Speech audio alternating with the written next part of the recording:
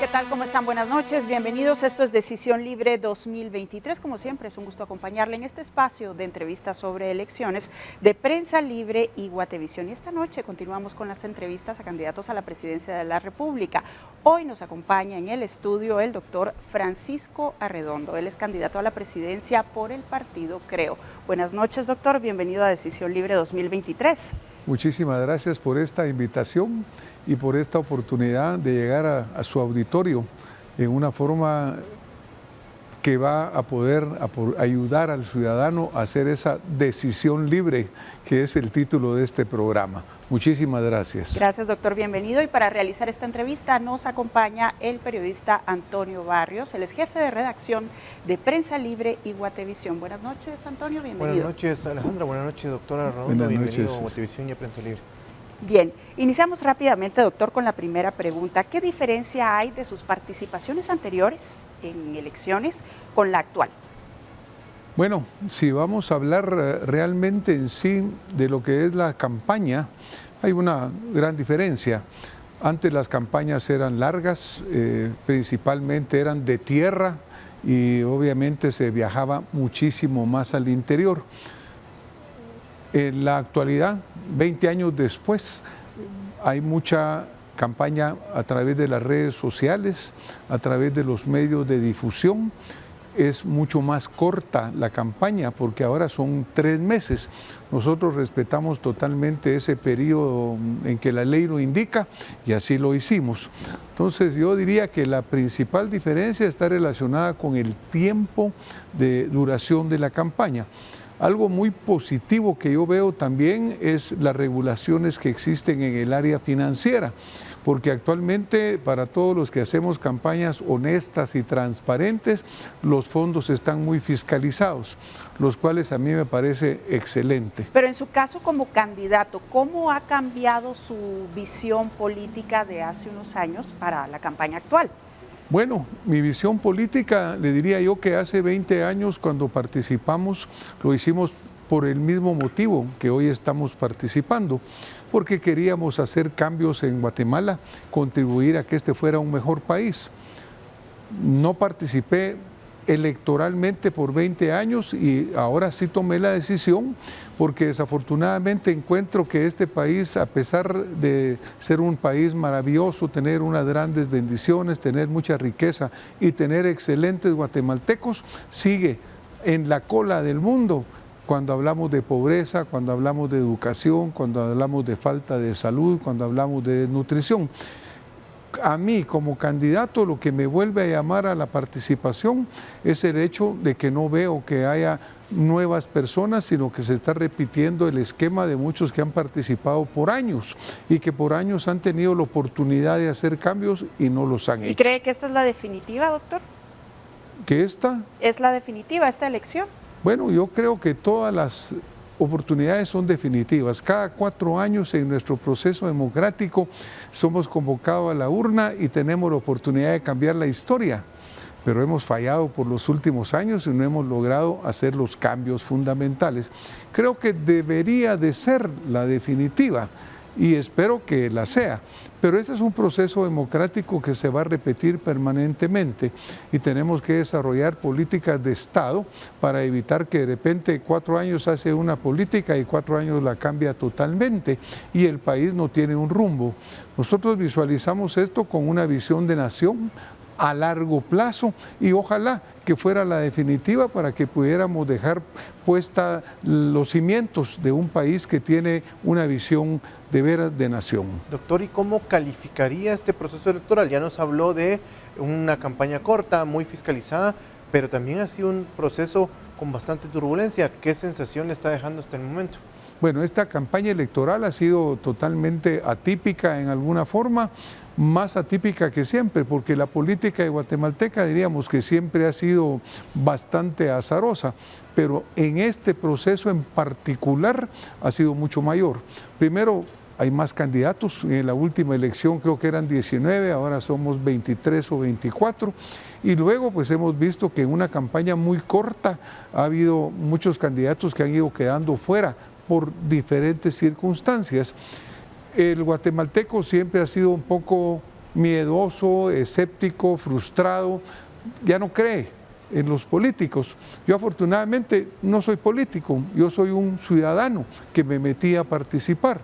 Y como ciudadano yo también me siento frustrado de ver que este proceso verdaderamente hay mucha incertidumbre, no se sabe qué va a pasar mañana, hay muchos casos que aún están en la corte, en apelaciones, y hemos visto pues de que han quedado candidatos por fuera.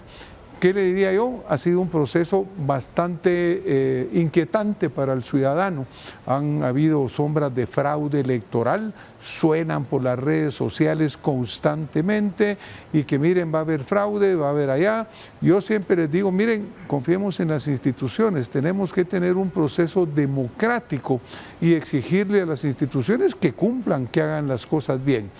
Pero definitivamente mucha incertidumbre, mucho temor de la población, mucha desesperanza de ver que el proceso se ha complicado y que pareciera que no va a dar las respuestas que todos queremos. Doctor, ¿y qué piensa de los políticos que no pudieron continuar en esta campaña electoral por una u otra razón, por esta serie de recursos de los que ya usted también ha mencionado y que ahora están llamando al voto nulo? Y se lo pregunto porque usted en la campaña anterior apoyó precisamente el voto nulo. Bueno, le quiero comentar que incluso en esta campaña a nosotros, cuando hicimos nuestra inscripción, presentamos toda nuestra papelería, finiquito, todo lo que había que presentar. De repente un día sale la noticia, mire, Arredondo no participa porque no tiene finiquito. Era totalmente falso, ¿no? Hacía una semana la habíamos presentado. Bueno, en ese momento yo no estaba en Guatemala, pero el secretario general del partido, el partido político, se mueve muy rápidamente y en 24 horas se aclaró el tema. Fuimos a la Contraloría, había habido un error de digitación, ya sea por mala voluntad o por casualidad, pero como sea, se aclaró. Y 24 horas después estábamos inscritos y en total legalidad. ¿Por qué le hago esta mención? Obviamente nosotros quisiéramos que todos los candidatos participen, pero han habido casos en los cuales hay procesos legales que fueron seguidos, incluso hasta las cortes más altas de Guatemala, y la respuesta fue negativa. Yo no puedo ir contra un proceso legal, lo que sí puedo hacer, o hice yo en mi caso, fue agotar la vía, y se agotó. Si en el caso de los otros candidatos agotaron la vía y esta les fue negativa, pues en realidad debe haber habido algún tema en particular que de acuerdo a la ley no pudieron hacerlo. Pero ¿qué piensa, volviendo a la pregunta, qué piensa de ese llamado al voto nulo que estos políticos están haciendo ahora que no pueden participar? E insisto, se lo pregunto porque usted en la elección pasada apoyó precisamente el voto nulo. Yo le comenté eso cabal antes de empezar. Pues mire, al final la democracia está representada por el voto del ciudadano. Entonces yo actualmente cuando me preguntan eso le digo, mire, aquí lo que hay que hacer es acudir masivamente a expresar nuestra voluntad en la urna. Y ahí derrotar o ser derrotados, ahí ganar o perder. Pero creo que el voto nulo no es verdaderamente la solución. La ley que promulga el voto nulo tiene errores genéticos que habría que aclarar primero para que ese instrumento del voto nulo sea efectivo. Si no, no lo es. Y únicamente contribuye a crear más incertidumbre y a crear más problemática. Así que no, yo creo que lo que tenemos que hacer todos los guatemaltecos es ese día de la votación, que sea una fiesta como es en otros países e incluso a veces en Guatemala, e ir a la urna y votar masivamente. Su no participación en esta elección le hizo... que el 90, el 100%. ¿Su participación en esta elección le hizo cambiar de opinión? No, yo creo que realmente después de reflexionar que en aquel momento, hace 4 años, planteamos el voto nulo, pues hemos tenido 4 años para analizar y ver que el sistema corrupto que existe, que eso sí es real, hay que derrotarlo, pero de raíz, porque el voto nulo solo va a prolongar, volvemos a caer en el mismo sistema. al sistema corrupto, que es contra lo que nosotros estamos luchando y contra lo que estamos peleando, hay que derrotarlo en la urna, hay que quitarle su legitimidad en las urnas. Doctor, y bajo esa misma línea de ideas que nos expone, donde se desmarca del sistema actual y de los políticos tradicionales, por llamarlos así, ¿por qué la población debería de confiar en la propuesta de Francisco de Redondo y en el partido, creo, que ya ha estado en el Congreso en las anteriores legislaturas? Bueno, un poco hay que hacer algún prólogo a esta respuesta. ¿Por qué los guatemaltecos, los ciudadanos, por qué yo estoy decepcionado y frustrado? Porque realmente los gobiernos que nos han antecedido no han resuelto los problemas de Guatemala. Guatemala hoy, como lo decía hace un momento, sigue presa en las cadenas de la pobreza extrema, somos de los peores países del mundo en nutrición. Quiere decir que los gobiernos anteriores han fallado, pero cuando hacemos el diagnóstico de por qué se ha fallado, cuál es el problema fundamental, para mí el cáncer fundamental es la corrupción. Hemos tenido gobiernos que han sido corruptos, que no han llegado a servir, sino que a servirse y que por lo tanto nos han fallado. Entonces la diferencia ahora es de que nuestra propuesta, mi participación política es atreviéndome a hablar ante estas cámaras y decirles, miren, yo soy totalmente honesto, no tienen absolutamente nada que me puedan señalar y así como hoy soy honesto, lo voy a hacer 4 años después cuando yo salga de la presidencia y voy a integrar un equipo que tenga las mismas características. Queremos devolverle al gobierno de Guatemala la dignidad, la decencia que está perdida. Queremos devolverle al guatemalteco la confianza en las instituciones. Aquí nadie cree en nada. No creen en la Corte Suprema, en la Corte de Constitucionalidad, no creemos en la policía, no creemos en el Congreso, no creemos en la presidencia. Entonces tenemos que volverle al guatemalteco que confíe, que crea, que tenga confianza que el gobierno que está ahí está para servirle y no para robar. Para eso se necesita que nos comprometamos. Yo me comprometo con Guatemala a verdaderamente, como ha sido mi trayectoria de vida. En mi trayectoria de vida he pasado por muchísimas circunstancias y jamás hay nadie que pueda señalarme de un acto de corrupción. Y eso es lo que quiero llevar yo a este gobierno. Y hablemos precisamente de uno de los ejemplos. Usted fue ministro de Salud Pública. ¿Cómo se vio la corrupción desde esa perspectiva y qué es lo que cambiaría a partir de esa experiencia? Bueno, yo la vi inmediatamente porque mi primer acto al mes de haber tomado posesión fue renunciar. Presenté mi renuncia porque no estaba haciendo lo que yo iba a hacer y vi los signos de corrupción que desafortunadamente después los funcionarios que presidían ese gobierno están en la cárcel. Yo me negué a ser parte de cualquier cosa que insinuara siquiera la corrupción. ¿Se arrepiente de esa participación política? ¿Que me arrepiento? No, yo creo que uno no debe arrepentirse de los actos porque yo lo hice de buena voluntad, confié en que ese gobierno iba a ser diferente y al revés. Cuando yo tomé la decisión de renunciar, lo hice con pleno conocimiento, lo hice en el momento de gloria. No había pasado ni un mes de que había tomado posesión el gobierno del Partido Patriota. Estaba, digamos, en la cumbre de su popularidad. Yo tomé una decisión que fue criticada en ese momento porque cómo iba a dejar el gobierno tan rápido. Pero no, yo la hice, tomé la decisión correcta. La historia lo probó más que suficiente y lo que aprendí es que si la cabeza no es limpia, el cuerpo no puede ser limpio. Yo quiero tener una cabeza limpia que respalde a mis funcionarios nombrados y que ellos tengan la plena confianza que desde arriba estamos trabajando con honestidad y con capacidad. Doctor, y para entrar ya en materia de su plan de gobierno, una pregunta que puede ser un poco trillada por los números, pero 3 acciones en primeros 100 días que piensa hacer de un eventual gobierno suyo. No vamos a llegar a 100 días porque para que tengamos alguna posibilidad de éxito, lo primero que tenemos que hacer es llevar al gobierno a funcionarios capaces y personas incorruptibles. Hablo de la capacidad, ¿por qué? Aquí estamos acostumbrados a llevar al gobierno a todos los que ayudaron en la campaña, a los que financiaron la campaña, a los parientes, a los primos, a los sobrinos. Nosotros no vamos a llevar a nadie de eso. Vamos a seleccionar un equipo de trabajo que esté verdaderamente identificado, que sea capaz en lo que va a hacer, que no llegue a aprender, sino que llegue con conocimiento. Ese es el primer paso, ese es el reto.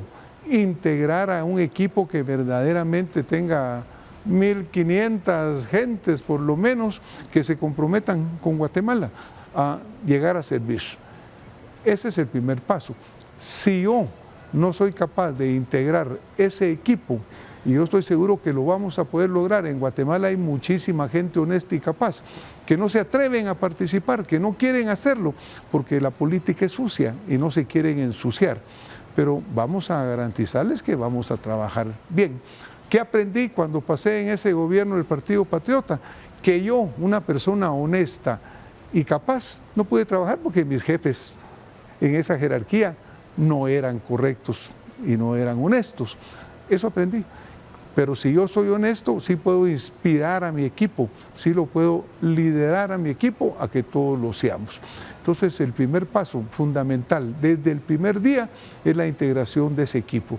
Los 100 días son un número que se usa, pero ¿de qué sirve? ¿De qué sirve que tengamos programas de gobierno si no tenemos gente capaz y honesta que los va a desarrollar? ¿Y ya tiene definido quiénes integrarían ese equipo de trabajo? No tenemos al 100% definido ese equipo de trabajo. ¿Cuál es la razón? Lo que les acabo de mencionar. A los guatemaltecos cuesta mucho convencerlos de que nos metamos verdaderamente de cabeza porque no quieren aparecer, no quieren que los miren, no quieren que los miren. Si sacan la cabeza les empiezan a tirar. Entonces no, pero vamos a tener la capacidad de integrarlo. Bien, tenemos que hacer la primera pausa en este momento en Decisión Libre 2023. Hoy en el estudio nos acompaña el doctor Francisco Arredondo. Él es candidato a la presidencia de la República por el partido Creo. Ya volvemos. Gracias por continuar con nosotros. Esto es Decisión Libre 2023. Hoy en el estudio nos acompaña el doctor Francisco Arredondo. Él es candidato a la presidencia de la República por el partido Creo. Y para realizar esta entrevista nos acompaña también el periodista Antonio Barrios, jefe de redacción de Prensa Libre y Guatevisión. Doctor Arredondo, en este momento le vamos a presentar una serie de palabras que tienen que ver con la coyuntura nacional, realidad de país. Le pedimos por favor que nos dé respuestas cortas que estén relacionadas con las acciones que usted haría alrededor de estos temas. Y comenzamos ahora, Antonio. Bueno, vamos con la primera palabra, salarios. Hay que subir el salario. Minería. Un análisis para que sea de beneficio para Guatemala. Ideología de género. En contra. Canasta básica. Agotar los esfuerzos para hacerla más cómoda para los hogares guatemaltecos. Medicinas. Bajarle precio. Policía. Capacitarla y que el guatemalteco tenga confianza en ella. Desnutrición. Un flagelo que vamos a combatir. Populismo. Nefasto. Carreteras. Mejorarlas.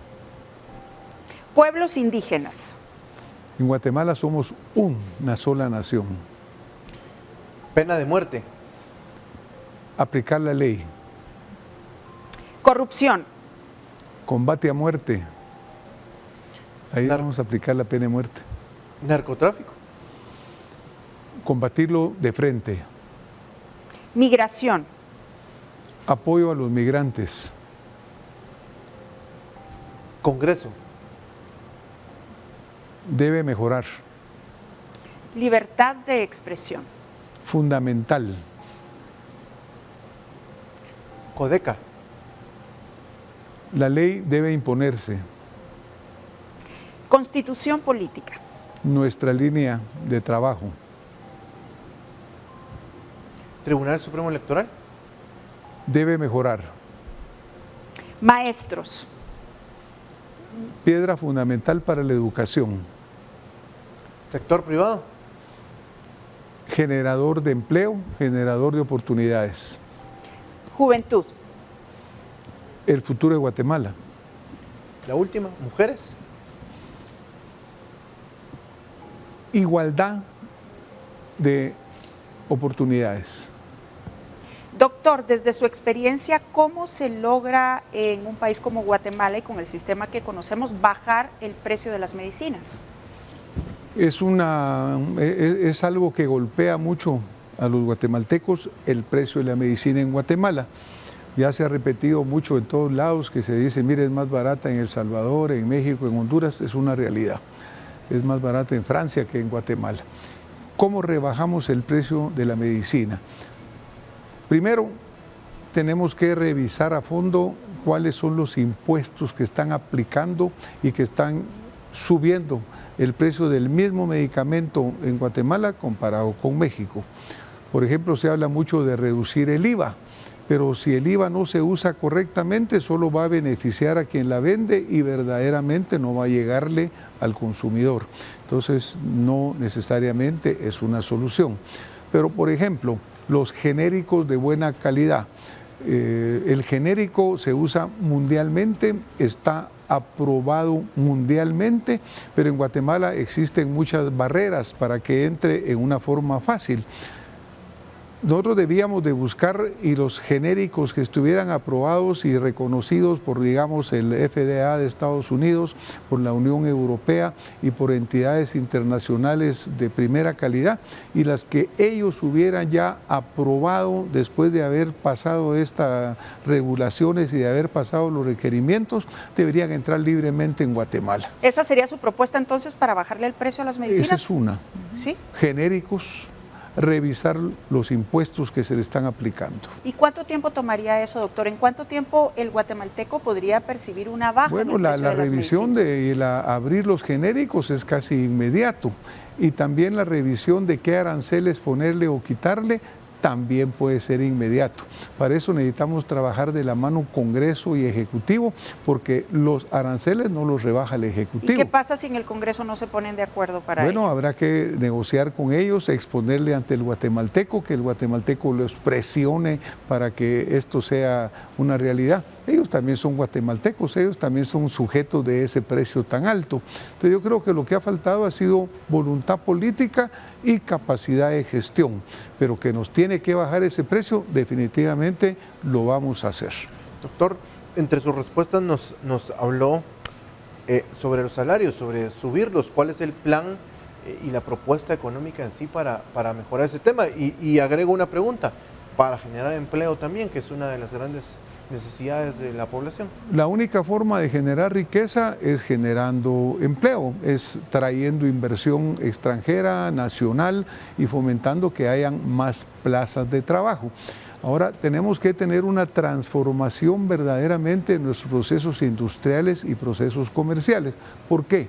El salario mínimo está basado en una negociación que sucede ahí por noviembre entre gobierno, sector privado, sindicatos, trabajadores, y muchas veces sucede que no llegan a un acuerdo, el presidente pone un salario mínimo y de ahí después viene la problemática. Pero el problema es que tenemos que darle valor agregado a lo que estamos produciendo, porque si nosotros seguimos produciendo lo mismo todo el tiempo y no le damos valor agregado, pues es obvio que no hay de dónde sacar ese salario mínimo que incremente o que suba.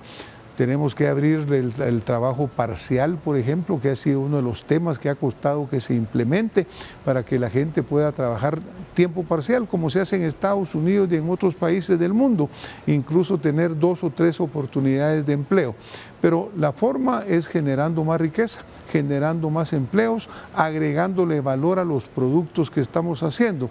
En vez de exportar el hilo, hagamos la tela. En vez de exportar la tela, hagamos las camisas. En vez de exportar la camisa simple, pongámosle estampado, pongámosle bolsitas y hagámosla con un valor mayor para que nuestro producto sea de un valor mayor afuera y la gente que lo produce aquí también pueda tener la capacidad de pagar mejores salarios. Usted en este tema habla de conversar con el sector privado, con los sindicatos, pero en general, en temas varios. ¿Qué haría usted con 3 sectores específicamente? Por ejemplo, los maestros, un Joviel Acevedo, un CODECA, y le pongo los tres en la misma pregunta para que usted nos explique. Y pues el resto de sindicatos, ¿cómo trabajaría con ellos? Bueno, primero tengo que comentarles que yo respeto al movimiento sindical. Lo he estudiado desde sus orígenes y obviamente el movimiento sindical es un instrumento valioso en las relaciones laborales con la industria. Desafortunadamente en Guatemala y en otros países del mundo la mala dirigencia lo ha deformado. Por otro lado, también los políticos han participado en esa deformidad, porque los pactos colectivos, particularmente en el sector gobierno, se hacen por debajo de la mesa, se hacen políticamente y no técnicamente. ¿Qué vamos a hacer nosotros con los sindicatos en general? Obviamente el magisterio y el de salud son los más emblemáticos, pero en todas las instituciones del Estado, en todo el sector privado, existen sindicatos. Pero un Joviel Acevedo, ¿qué papel jugaría en su gobierno? Bueno, no quiero hablar de nombres, sino que del sindicato en sí, pero pensemos que un secretario general de un sindicato debe sentarse a negociar de frente abiertamente con el público guatemalteco enfrente, porque actualmente de veras la negociación es política por abajo. Mire, si no saco manifestaciones o si no lo apoyo, hablo bien de usted o hablo mal de usted.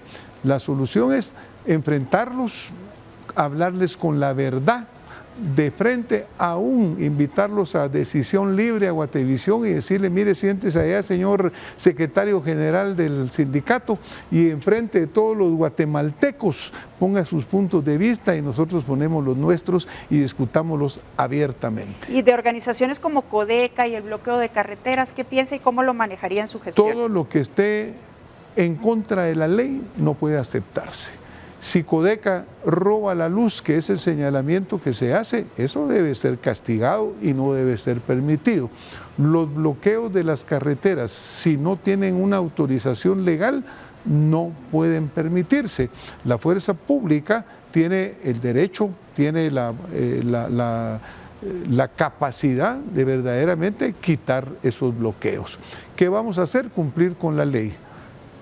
Doctor, nos habló también de un combate frontal al narcotráfico. ¿Cuál sería el plan para este tema en concreto, pero ampliando la temática, su propuesta en materia de seguridad? Bueno, lo primero que hay que hacer con todas las instituciones del gobierno de Guatemala es sacar a los corruptos y llevar gente capaz e incorruptible. Eso es lo primero.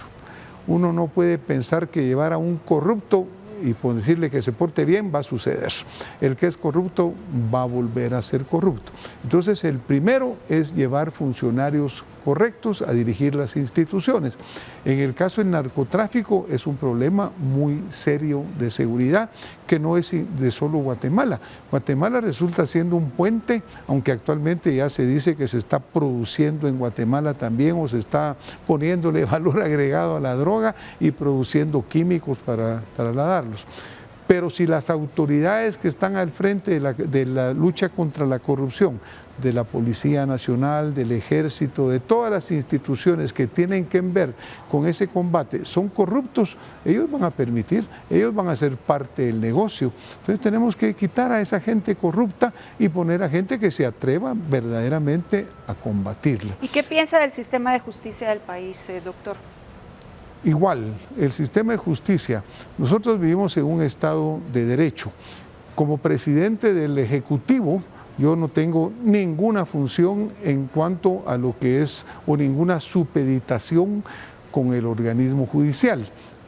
Está el Ejecutivo, el Congreso y está el organismo judicial, y los tres tenemos el mismo nivel, no hay supeditación de una con la otra y la interferencia es penada por la ley. ¿Pero qué análisis hace usted del sistema de justicia? Bueno, que tenemos que trabajar con el organismo judicial verdaderamente de la mano, que tenemos que seleccionar bien a los magistrados que van a ser nombrados para ocupar las cortes y las cortes de apelaciones, Corte Suprema de Justicia, y a través de un proceso de selección dirigido por gente honesta y capaz e incorruptible, elijamos bien a esos magistrados. Entiendo que sí le pediría a su bancada, a la bancada creo, que elijan y que apoyen la elección que la Corte Constitucional ordenó de magistrados y que no se ha hecho. Definitivamente, pero usted se recuerda que aquí lo que sucedió en el caso de estos magistrados que tienen ya como 3 años de que están ahí, es que hubo una decisión de la Corte de Constitucionalidad, hubo una resolución que fue la que uno legalizó que se quedaran más tiempo. ¿Por qué le digo legalizó? Porque en un momento surgió que al estar ya ellos fuera del límite de tiempo, las decisiones que tomaran iban a ser ilegales. La Corte de Constitucionalidad sacó una resolución en la cual legalizó sus resoluciones a pesar de estar fuera de tiempo. Y por otro lado, le puso una traba al Congreso de que pudiera elegir. Si el Congreso en este momento, si no se modifica esta resolución de la Corte de Constitucionalidad y el Congreso elige, los diputados son los que caen en cometer delito. Pero más allá de ese estira y jala legal, doctor, ¿Sí? O sea, ¿usted cree que el guatemalteco confía en el sistema de justicia no, local? Acabo de mencionar, el guatemalteco no confía ni en el sistema de justicia, ni en el legislativo, ni en el ejecutivo, ni en el Tribunal Supremo Electoral, no confía en nadie. ¿Y qué hacer en un país en donde no hay confianza en las instituciones? Devolverle la confianza. ¿Cómo se hace eso? ¿Por qué la hemos perdido? Porque los corruptos e incapaces han estado gobernando este país por los últimos años. ¿Cuál es lo que tenemos que hacer? Llevar a gente correcta como usted, como Antonio, que se atrevan a llegar a esos gobiernos, a asumir puestos y entonces decir, mire, este hombre es un hombre corrupto, esta mujer es una mujer corrupta, doctor, sí. Es mujer que no es corrupta. Eso es lo que tenemos que hacer, pero si llevamos a corruptos y los corruptos se dan vuelta, giran, nos logran convencer que los corruptos dicen ahora, mire, hay que combatir la corrupción. ¿Quién le va a creer a un corrupto que diga que va a combatir la corrupción? Entonces las urnas, aquellas que hablamos al principio, que son nuestro camino democrático, vamos masivamente a sacar a los corruptos y a llevar a la gente honesta. Bien, tenemos que hacer una nueva pausa, doctor. Gracias. Esto es Decisión Libre 2023. Gracias por continuar con nosotros. Hoy nos acompaña en el estudio el doctor Francisco Arredondo. Él es candidato a la presidencia de la República por el partido Creo. Ya volvemos. Gracias por continuar con nosotros. Esto es Decisión Libre 2023. Hoy en el estudio nos acompaña el doctor Francisco Arredondo. Él es candidato a la presidencia de la República por el partido Creo. Y para realizar esta entrevista, el periodista Antonio Barrios, jefe de redacción de Prensa Libre y Guatevisión. Doctor, en este momento le vamos a plantear una serie de preguntas con opción de respuesta. Así que comenzamos ahora. Perfecto. ¿China o Taiwán? Taiwán ha apoyado muchísimo a Guatemala por muchos años. Ha aportado para carreteras, para hospitales, para una serie de cosas. También ha sido involucrada en corrupción. Un expresidente guatemalteco fue a terminar a prisión por algo relacionado con fondos recibidos de Taiwán. No podemos ser desagradecidos. Por otro lado, de los países que reconocen en el mundo a Taiwán, solo hay 9 o 13, no recuerdo exactamente, y Guatemala es el más grande de esos países. En Centroamérica, el único país que reconoce a Taiwán es Guatemala. Lo ideal es que pudiéramos tener relaciones con todos los países del mundo. Yo creo que acá, al llegar al gobierno, tenemos que hacer una evaluación con nuestro gabinete económico, con nuestra Cancillería y buscar qué es lo que más le conviene a Guatemala. ¿Más o menos impuestos? Menos impuestos y definitivamente manejar con eficiencia los que ya tenemos, con eficiencia y con honestidad. La recaudación fiscal tributaria ha venido subiendo en Guatemala. En estos 4 meses del año 2023 ha subido muchísimo. Es decir, los guatemaltecos estamos pagando impuestos, estamos generando. El problema es que se los siguen robando. Y mientras se lo sigan robando, pues obviamente no importa que usted recaude más o que ponga más impuestos, solo va a tener más plata para el bolsillo de los corruptos. Menos impuestos, plena eficiencia y honestidad en el manejo de los fondos. ¿Más o menos presupuesto para el ejército? Depende de las funciones que les vayamos a asignar. Por ejemplo, usted hablaba en una pregunta anterior del narcotráfico y de la narcoactividad. Obviamente todas las instituciones de seguridad, incluyendo Policía Nacional Civil, Ejército, Inteligencia, van a tener que tener mayores presupuestos para mejorar su capacidad de reacción ante un enemigo como el narcotráfico, que es poderoso, que es rico, que tiene todos los recursos del mundo. lo más seguro es que tenemos que incrementar presupuestos no solamente al ejército, a todas las instituciones de seguridad. ¿Nayib Bukele o Daniel Ortega? Ortega significa dictadura. Bukele es un presidente que en su país ha tomado medidas que son populares, que son recibidas bien por el pueblo. Incluso en Guatemala mucha gente piensa que Bukele es la solución. Ortega definitivamente no. Bukele en El Salvador lo considero un presidente que está cumpliendo con la función, que tiene contentos al 85% de sus ciudadanos. Doctor, ¿cárceles públicas o privadas? Ojalá no hubieran cárceles. Eso es lo que tenemos que buscar. El sistema privado de cárceles también ha tenido deformidades. En Estados Unidos se ha comprobado que casi el 90% de las cárceles se han vuelto privadas, pero también se han vuelto negocios. Se han sentenciado incluso a jueces en diferentes cortes en Estados Unidos que han sido encontrados que están poniendo penas solo para alimentar las cárceles. Entonces, no, creo que el esfuerzo de un Estado debería ser disminuir el número de cárceles. Lo ha hecho Alemania, lo ha hecho Finlandia, lo ha hecho Dinamarca, es decir, es un modelo que se puede seguir. ¿Legalizar drogas o aumentar penas?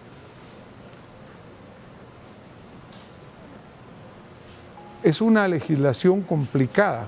Los países en el mundo que han legalizado cierta parte de la droga, por ejemplo, Holanda, en realidad no han logrado que baje el consumo, lo han regulado. Las penas sí hay que incrementarlas, porque el narcotráfico es algo que está atentando contra la juventud, que está atentando contra el futuro de un país. Incrementar penas definitivamente. Vamos a plantearle dos preguntas más en este segmento, doctor. Una más, ¿Jimmy Morales o Alejandro Yamatei? Ninguno de los anteriores. ¿Iván Velázquez o Consuelo Porras? Tampoco ninguno de los anteriores. Y una Me más. acojo a la quinta enmienda. ¿Así? Una más, ¿pro vida o pro aborto? Pro vida. Bien, doctor, pues en este momento le vamos a invitar a que ante nuestras cámaras nos diga cuál es su principal compromiso con el país. Le hemos entregado este documento para que usted de su puño y letra lo escriba y ahora pues le invitamos a que lo diga ante nuestra Lo leo audiencia. de acá. Por favor. Bueno, pues muchas gracias. Yo, Francisco Arredondo, me comprometo, y cuando digo me comprometo, estoy diciéndolo de verdad. Tengo una trayectoria limpia de vida que viene desde mis padres y la quiero heredar a mis hijos y a mis nietos. Yo me comprometo a ser totalmente honesto y correcto. Me comprometo a servir a mi patria con total honestidad y dedicación para terminar con la corrupción y devolver a los guatemaltecos la confianza en el gobierno y en sus instituciones. Me comprometo a gobernar con la ley, cumplir y hacer que se cumpla la Constitución Política de la República de Guatemala.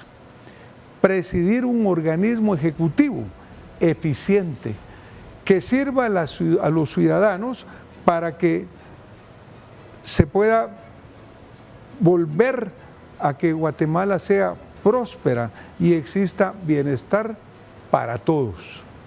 Yo creo en Guatemala y su futuro. No más corrupción. Bien, doctor, pues en este momento le invitamos a que por favor ponga su firma en el documento. Y mientras nos despedimos, le vamos a pedir, usted en el primer bloque pues ya se le planteó la pregunta de cuáles serían sus primeras 3 acciones o sus principales 3 acciones y ahora lo acaba de puntualizar con este compromiso, pero de llegar a la presidencia de la República al día siguiente, ¿qué es lo primero que haría? Levantarme a las 4 de la mañana y empezar a trabajar por Guatemala. Bien, pues gracias doctor Francisco Arredondo por habernos acompañado en Decisión Libre 2023. A ustedes muchísimas gracias por esta oportunidad. Creo que el ciudadano tiene que estar bien informado, que nuestro papel como periodistas es informar con la verdad. Ese es nuestro compromiso. ciudadanos informados son verdadero pilar de la democracia. La calidad de la democracia depende de la calidad de los ciudadanos. Gracias por esta oportunidad a Guatevisión, a Decisión Libre, y a ustedes muchas gracias por las preguntas tan acertadas que me han hecho esta noche. Bien, gracias, doctor. De esta manera nos despedimos. Gracias a todos ustedes por acompañarnos en Decisión Libre 2023. Buenas noches, Antonio. Buenas noches, Alejandra, y el jueves nos vemos con otro candidato presidencial también. Estén pendientes de todas nuestras plataformas. Gracias por su sintonía. Buenas noches. Que descansen.